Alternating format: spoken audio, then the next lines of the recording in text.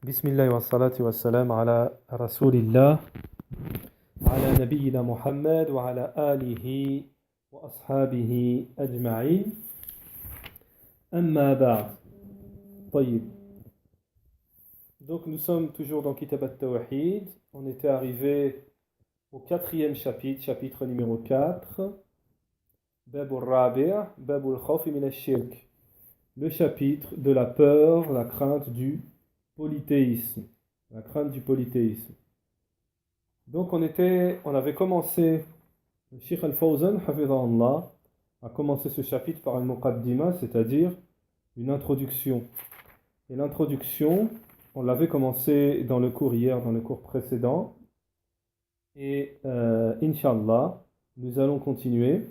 Donc dans le cours précédent, le Cheikh nous a expliqué qu'il y avait des gens, dans l'introduction, qu'il y avait des gens qui avaient cette ambiguïté parmi certains groupes, certaines personnes, qui avaient cette ambiguïté, c'est-à-dire de délaisser l'apprentissage du tawhid et de délaisser, de dire que cela, plutôt l'apprentissage du tawhid, mais aussi l'apprentissage du polythéisme, tout ce qui concerne plus particulièrement le polythéisme, ils ne font pas le désaveu du polythéisme, celui avec lequel sont venus les messagers. Et tout cela, le cheikh nous a expliqué que tout cela vient du shaitan, qui veut égarer les enfants, la descendance de Adam alayhi salam. Donc le cheikh nous dit qu'il nous est obligatoire, comme l'on connaît la vérité, il est aussi obligatoire de connaître le faux. De connaître le faux. Pourquoi ? Pour pouvoir justement œuvrer par la vérité et s'éloigner du faux. D'où la convenance, l'immense convenance que nous a mentionné l'auteur par rapport à la convenance de ce chapitre numéro 4 par rapport au chapitre précédent. La convenance maintenant de parler du polythéisme, c'est-à-dire la peur du polythéisme. Après que l'auteur Cheikh al-Islam Mohammed ibn Abd al-Wahhab nous ait mentionné le chapitre de l'unicité et ses bienfaits et ce qu'il expie comme péché, la réalisation du tawhid, cet immense bienfait, mais le Cheikh nous dit cela n'est pas suffisant. Après cela, la personne doit craindre son contraire, c'est-à-dire le contraire de l'unicité qu'est le polythéisme. Alors, il est obligatoire, il faut absolument que nous connaissions son contraire pour pouvoir s'en éloigner. La personne doit faire attention, doit prêter attention à cette chose. Car il y a par là des gens, maintenant, beaucoup de gens qui délaissent l'apprentissage de ces choses-là. Il y a beaucoup de gens qui délaissent l'apprentissage de ces choses-là, ou bien par ignorance, ou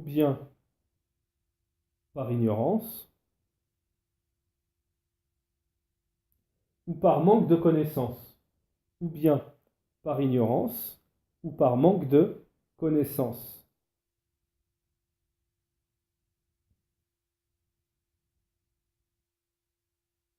Alors, ou bien parce qu'ils veulent tromper les musulmans et pervertir la croyance des musulmans, ou bien parce qu'ils veulent tromper les musulmans et pervertir la croyance des musulmans.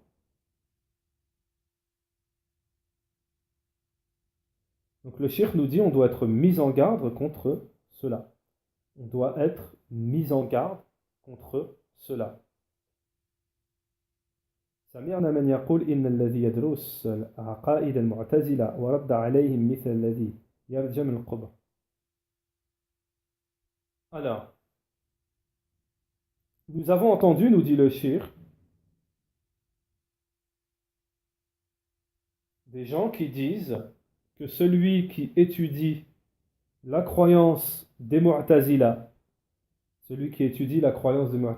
est un groupe qui est venu dans les époques antérieures, et qui leur réplique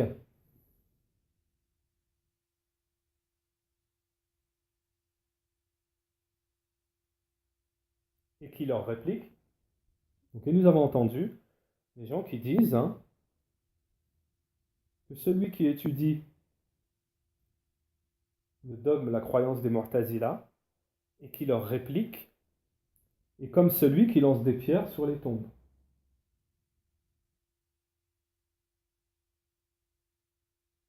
لأنهم ماتوا. Pourquoi? Parce qu'ils sont morts.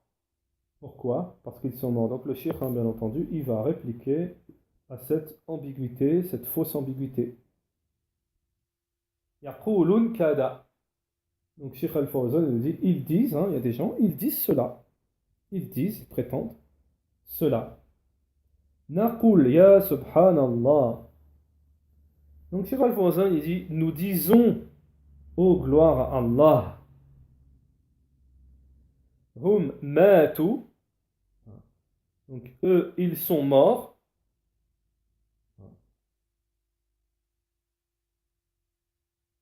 Ils sont morts en personne. Leurs personnes, elles sont mortes.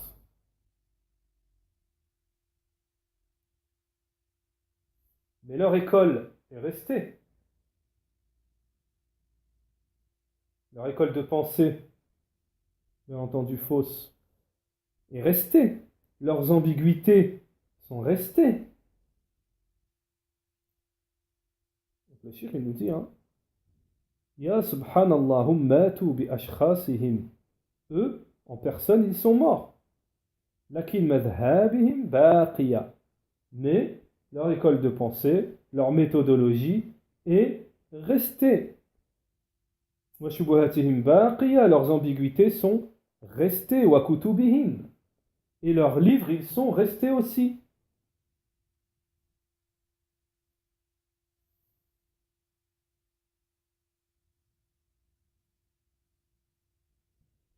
Le cheikh nous dit, en ce moment, leurs livres, ils sont édités et corrigés.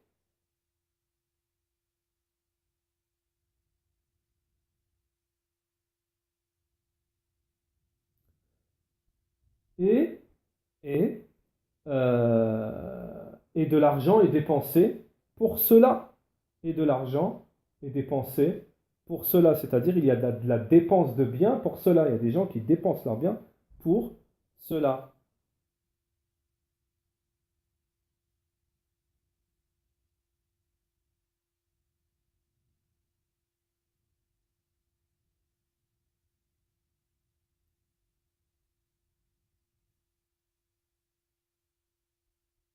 فكيف نقول نتركهم لأنهم ماتوا. Comment peut-on dire que nous les laissons alors parce qu'ils sont morts?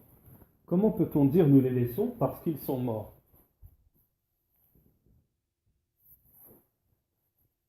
C'est vrai que ça c'est vraiment une ambiguïté qui tient vraiment pas la route. Comment peut-on dire nous les laissons parce qu'ils sont morts?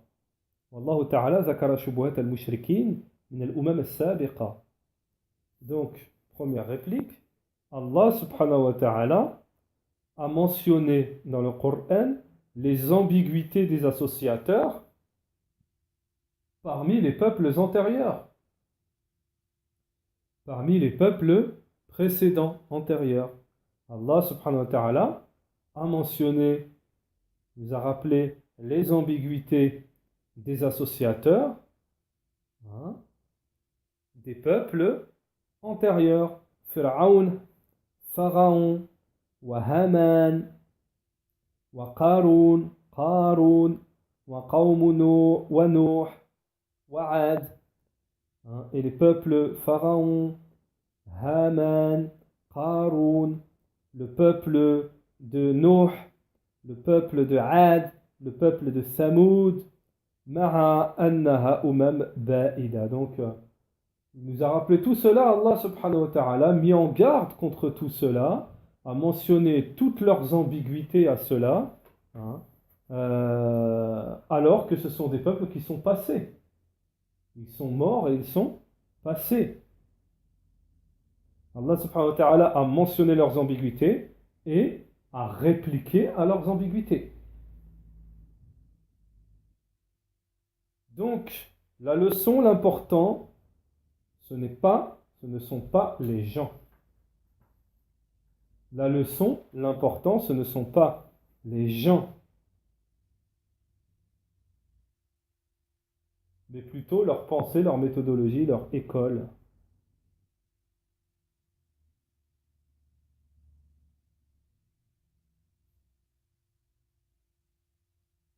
Voyez, donc ça c'est important et euh, voilà, celui qui entend ça, il sait comment répliquer. Voyez. C'est pour cela que le Cheikh al-Islam Mohammed ibn Abdel Wahhab, l'auteur, a dit le chapitre de la peur du polythéisme.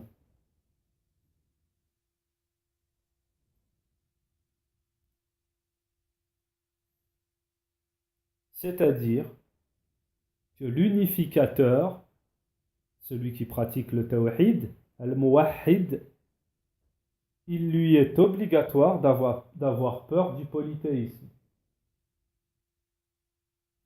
Il lui est obligatoire d'avoir peur du polythéisme.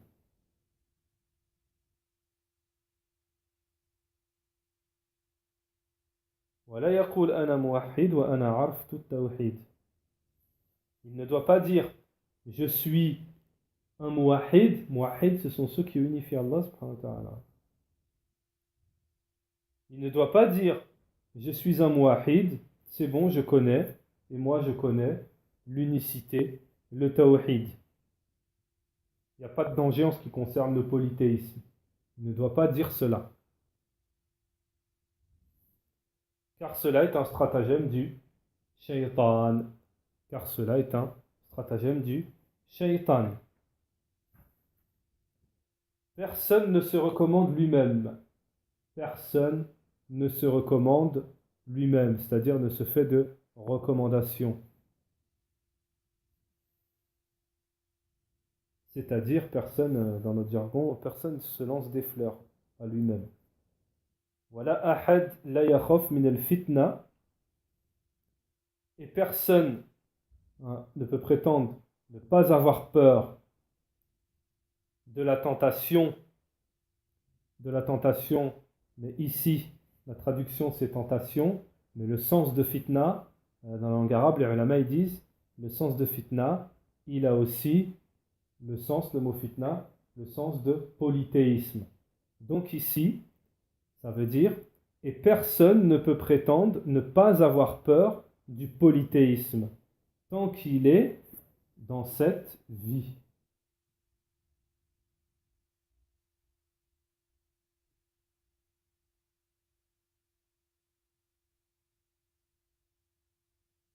La personne se détourne du polythéisme, doit se détourner de la tentation et du polythéisme.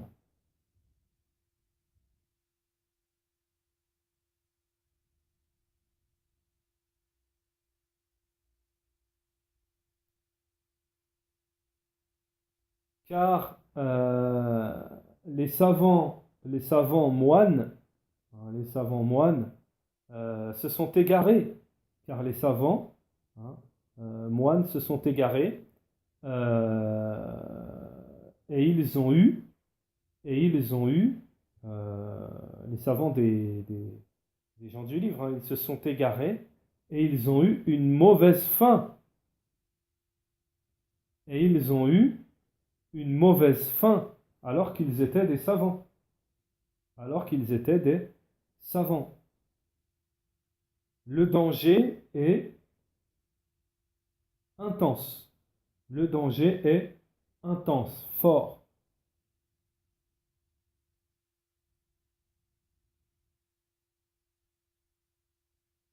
Personne n'est en sécurité pour lui-même de tomber dans l'égarement. Personne n'est en sécurité pour lui-même de tomber dans l'égarement. et de tomber dans le polythéisme. إلا إذا تعلم هذه الأمور من أجل أن يجتنبها. Sauf si il apprend ces choses-là pour s'en éloigner. Sauf si il apprend ces choses-là pour s'en éloigner avec et qu'il demande l'aide d'Allah subhanahu wa ta'ala. Et qu'il demande l'aide d'Allah subhanahu wa ta'ala. Et qu'il demande à Allah subhanahu wa ta'ala la protection et la guidée. La protection et la guidée.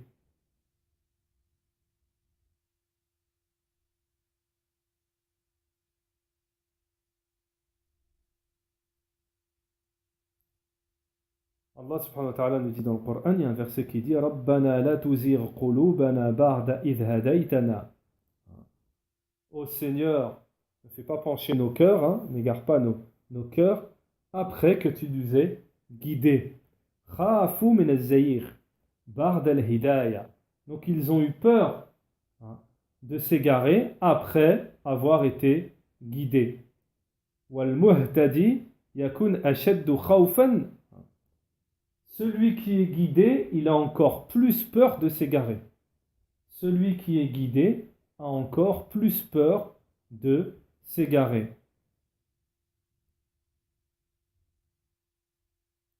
Il a encore plus peur de la mauvaise fin. Il a encore plus peur de la mauvaise fin. Et qu'il soit des gens, qu'il fasse partie des gens de l'enfer. Le cheikh nous dit qu'Allah nous en préserve.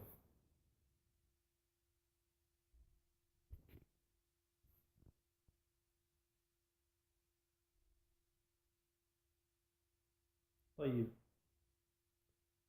قال وقول الله جل وعلا. Donc voilà, ça c'était la muqaddima, c'est-à-dire l'introduction avant d'entrer directement dans le vif du chapitre, du sujet. Le cheikh nous fait une introduction, une très bonne introduction, pour savoir où on va mettre les pieds, pour savoir là où on va mettre, où on va entrer, l'importance de ce chapitre, l'importance, pourquoi maintenant on va parler du polythéisme. Alors maintenant on sait pourquoi.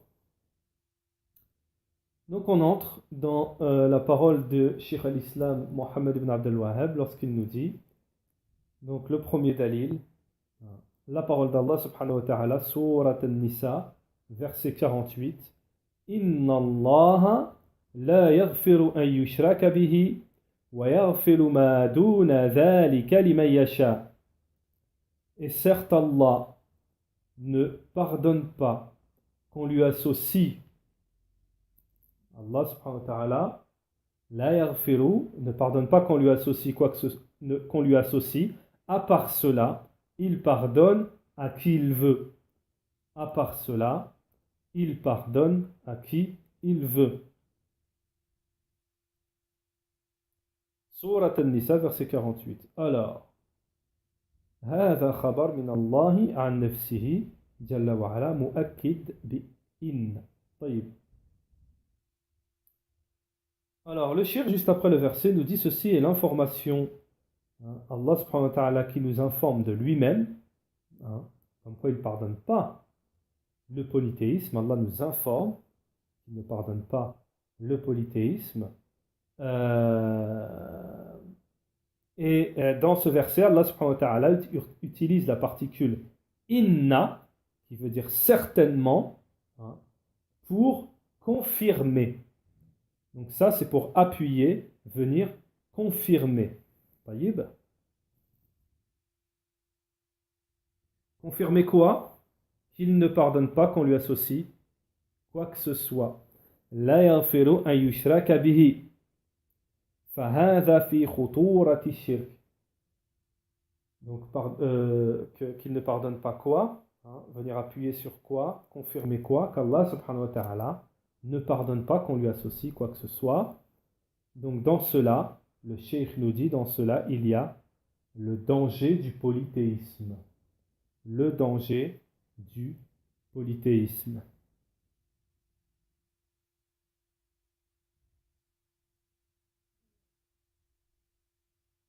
Le cheikh nous dit, Allah subhanahu wa ta'ala ne pardonne pas aux polythéistes, aux associateurs, à l'associateur,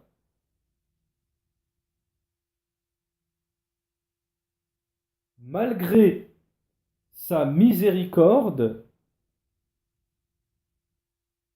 qui englobe toutes choses. Malgré sa miséricorde qui englobe toutes choses.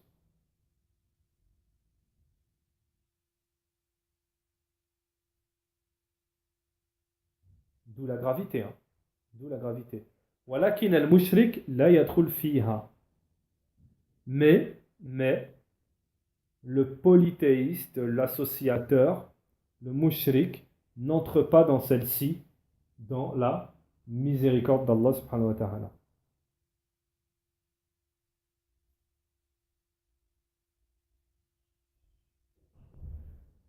Du fait de son immense crime. Du fait de son immense crime. Du fait de son immense crime, qui est le polythéisme. Wa'iyadun billah, qu'Allah nous en protège. فَمَنْ مَاتَ عَلَى الشِّرْكِ فَإِنَّهُ لَا يَغْفِرَ لَهُ. Celui qui meurt sur le polythéisme, Allah ne lui pardonne pas. Celui qui meurt sur le polythéisme, Allah subhanahu wa ta'ala ne lui pardonne pas. Cela nous indique le danger du polythéisme. Cela nous indique le danger du polythéisme. فإذا كان الشرك بهذه الخطورة. Donc, lorsque le polythéisme est un tel danger,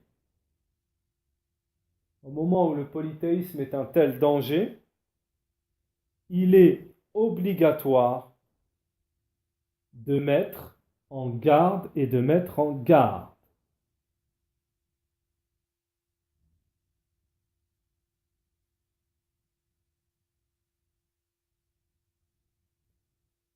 Tous les péchés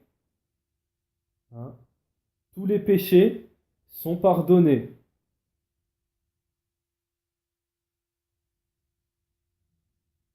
Et ont l'espérance du pardon. Tous les péchés sont pardonnés et ont l'espérance du pardon. Sauf le polythéisme. Tous les péchés sont pardonnés et ont l'espérance du pardon. Sauf le polythéisme.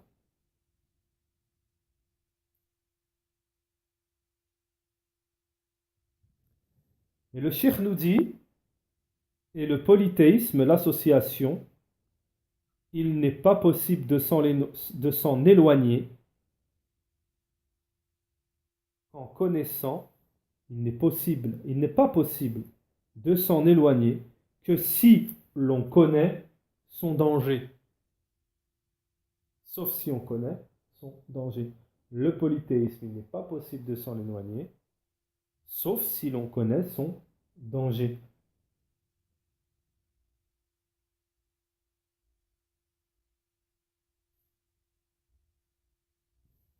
Alors, le shir va nous donner un autre exemple. Le shir va nous citer un verset pour nous donner un autre exemple en nous disant, Surat al-Ma'ida, verset 72. Non. Le shir nous dit, dans un autre verset, Allah subhanahu wa ta'ala a interdit le paradis aux associateurs.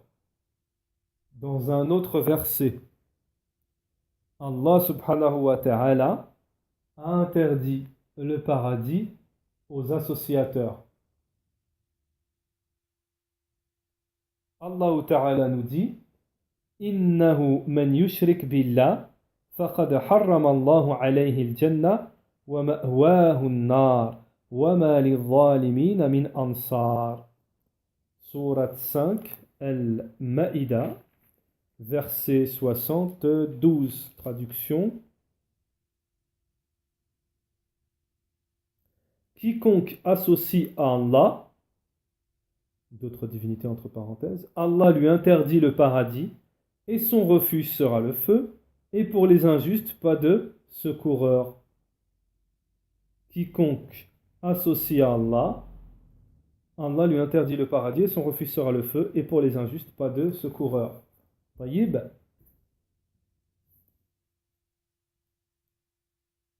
والحرام الممنوع. Donc, le cheikh nous dit, al-haram, l'illicite en arabe, hein, c'est-à-dire l'interdit. Al-haram, dans ce verset, فَقَدْ حَرَّمَ اللَّهُ عَلَيْهِ الْجَنَّةِ, Allah, hein, c'est-à-dire lui interdit. Comme la traduction en français elle est déjà faite, mais en arabe c'est autre chose. Donc al-haram c'est le mamnou', c'est l'interdit. فَلَا يُمْكِنْ أَنَّ الْمُشْرِكَ يَذُقْ طَعَامَ الْجَنَّةِ.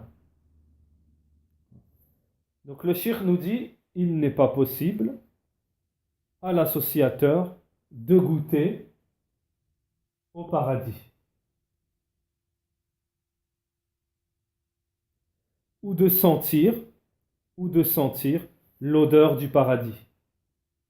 Il n'est pas possible à l'associateur de goûter au paradis ou de sentir l'odeur du paradis. وفي الآية الثالثة يقول الله تعالى إنما المشركون نجس فلا يقربوا المساجد فلا يقربوا المسجد الحرام بعد عامهم هذا. Alors on a encore un autre verset, le cheikh nous dit, et le troisième verset, Sourate 9, c'est Sourate At-Tawbah, verset 28, la traduction.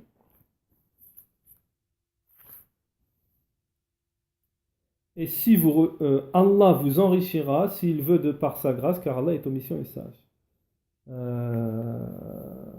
Innahu man yushrik billah, c'est pas celui-là. Innamal mushrikuna najas. Tayyib. C'est le verset 28. Ok. Voilà. Ô vous qui croyez, les associateurs ne sont qu'impuretés. Qu'ils ne s'approchent plus de la mosquée sacrée après cette année-ci.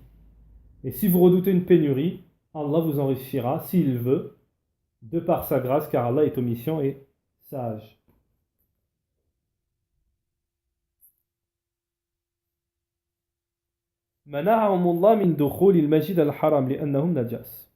Donc après ce verset, le cheikh nous dit, Allah subhanahu wa ta'ala leur a interdit l'entrée à la mosquée sacrée parce qu'ils sont impurs.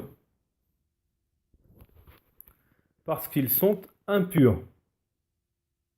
Allah subhanahu wa ta'ala, hein, dans ce verset, leur a interdit l'entrée à la mosquée Masjid al-Haram, hein, parce qu'ils sont impurs. Et la mosquée sacrée n'y entre que les gens du Tawhid. Et la mosquée sacrée n'y entre que les gens du Tawhid.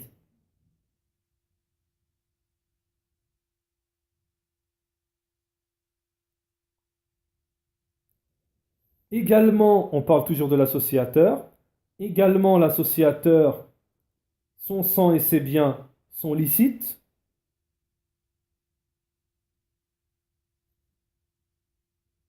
Qala sallallahu alayhi wa sallam, le messager d'Allah dit dans un hadith, Umirtu an uqatila an-nas hatta yaqulu la ilaha illallah.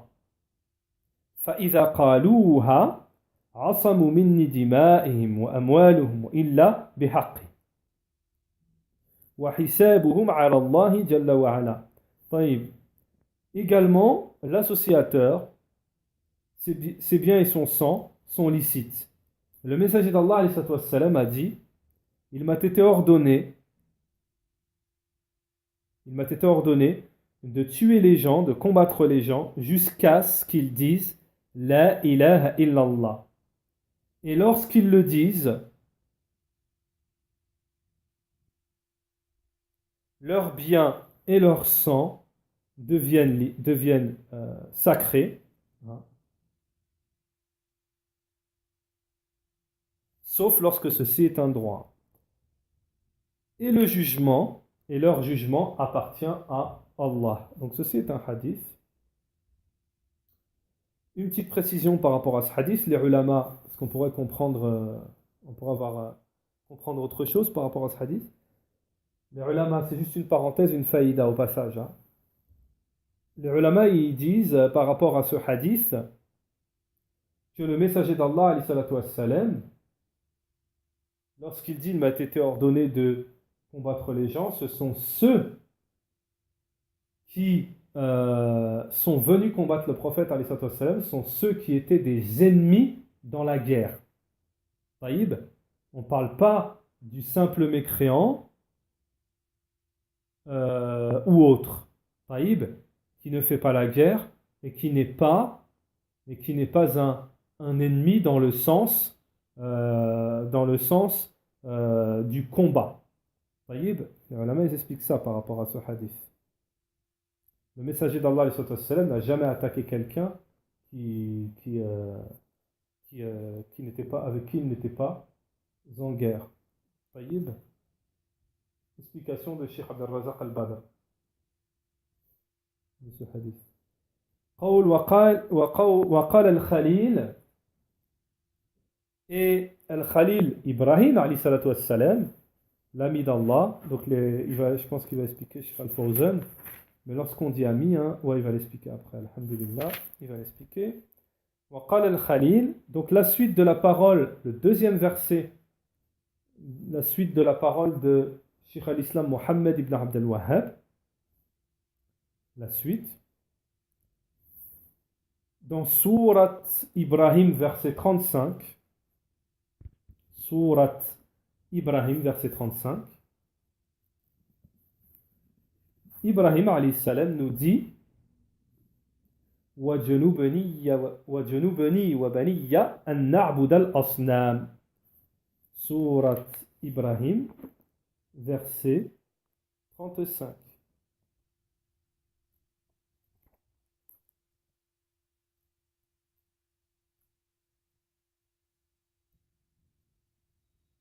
Alors la traduction. Et éloigne-moi, moi et ma descendance, de l'adoration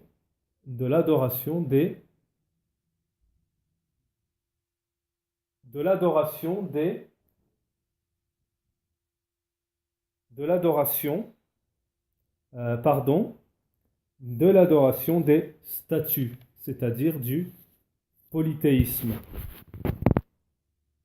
Donc, alors, la traduction du verset, Surat Ibrahim, Surat 14,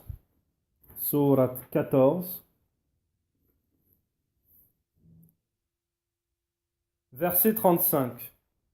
Et rappelle-toi quand Ibrahim dit « Ô mon Seigneur, fais de cette cité un lieu sûr, et préserve-moi ainsi que mes enfants de l'adoration des idoles. » Et préserve-moi ainsi que mes enfants de l'adoration des idoles.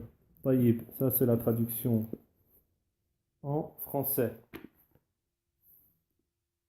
وَجَنُوبَنِي وَبَنِيَّ أَن نَعْبُدَ الْأَصْنَامِ. Taïb, explication du cheikh. Donc Al-Khalil, l'ami, c'est Ibrahim, nous dit Cheikh Al-Fawzan, alayhi salam. Il a été nommé ainsi, l'ami d'Allah subhanahu wa ta'ala, parce qu'Allah subhanahu wa ta'ala l'a pris comme ami. Comme nous le dit Allah subhanahu wa ta'ala, Allah subhanahu wa ta'ala a pris Ibrahim comme ami. Min al-khulla. Donc, le terme ami ici, Cheikh Al-Fawzan nous dit, c'est le plus haut niveau d'amour. C'est le plus haut niveau, degré d'amour. Quand on dit il l'a pris pour ami, c'est, ça y est, il a atteint le plus haut niveau de la mahabba. C'est-à-dire qu'Allah subhanahu wa ta'ala l'aime du plus haut degré d'amour. Donc ce degré, nous dit le shir, il n'y a que Ibrahim et Mohammed alayhim as-salam, salatu was-salam, qui ont atteint ce degré. Donc ce niveau-là, ce degré, il n'y a que Ibrahim et Mohammed alayhim as-salam qui ont atteint ce degré.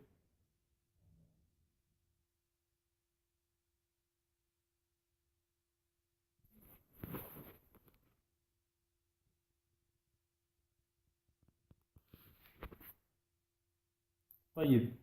Donc, Inch'Allah, aujourd'hui, nous allons nous contenter de cela. On continuera la suite, Inch'Allah, demain dans le prochain cours. Subhanakallah wa bihamdik. Ashhadu an la ilaha illa ant.